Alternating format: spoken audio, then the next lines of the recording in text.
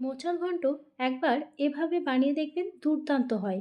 আজকে মোচার ঘন্ট বানানোর জন্য মোচা নিয়ে নিলাম ফ্রিজ থেকে বের করে। এরপর মোচাটাকে আমি আহ, ভালো করে ছাড়িয়ে নেব। তারপর কুচো কুচো করে কেটে জলে ভিজিয়ে রেখেছিলাম। কাটার পরে সাথে সাথে জলে দিয়ে দিতে হয়, না হলে কালো হয়ে যায়। এরপর কুচো করে কেটে ভালো করে ধুয়ে নিয়ে গোটা ছোলা ভিজিয়ে রাখা ছিল, গোটা ছোলা আর মোচাটা আমি সেদ্ধ করে নেব।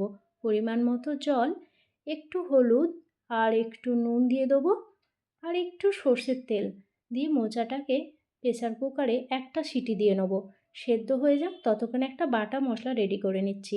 কাঁচা লঙ্কা, শুকনো লঙ্কা, গোটা জিরে আর আদা রসুন ভালো করে মিক্সিতে বাটিতে বেটে নিয়ে আমি সর্ষে তেলে দিয়ে দিলাম হলুদ, কাশ্মীরি লঙ্কার গুঁড়ো আর বাটা মশলা।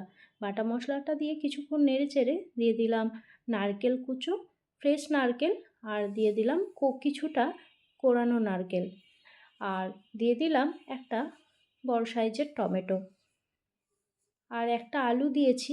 বড় সাইজের একটা আলু ছোট ছোট করে কেটে নিয়ে আলুটা দিয়ে দিলাম। স্বাদ মতো নুন দিয়ে দিচ্ছি। ঢাকনা দিয়ে দিয়েছি, এতে আলুটাকে ভালোভাবে সেদ্ধ হয়ে গেছে। এরপর মোচা সেদ্ধ, ছোলা সেদ্ধটা আমি দিয়ে দিলাম। এরপর ভালো করে সমস্ত মশলার সাথে আমি একটু কষে নিচ্ছি।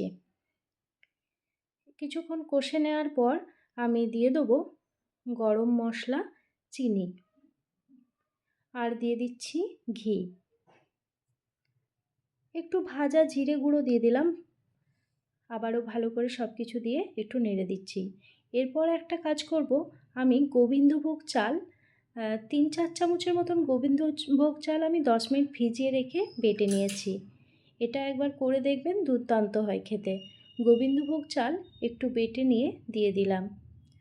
আবারও উপর থেকে একটু কোরানো নারকেল দিয়ে দিয়ে একটু নেড়েচেড়ে একদম তৈরি হয়ে গেল মোচার ঘন্ট। এভাবে একবার বানিয়ে দেখবেন, দুর্দান্ত লাগে খেতে। আজকের এই রেসিপি কেমন লাগলো অবশ্যই জানাবেন। আবারও দেখা হবে নতুন কোনো ভিডিওতে, নতুন কোনো রেসিপি নিয়ে। আজকের মতন বিদায়, টাটা।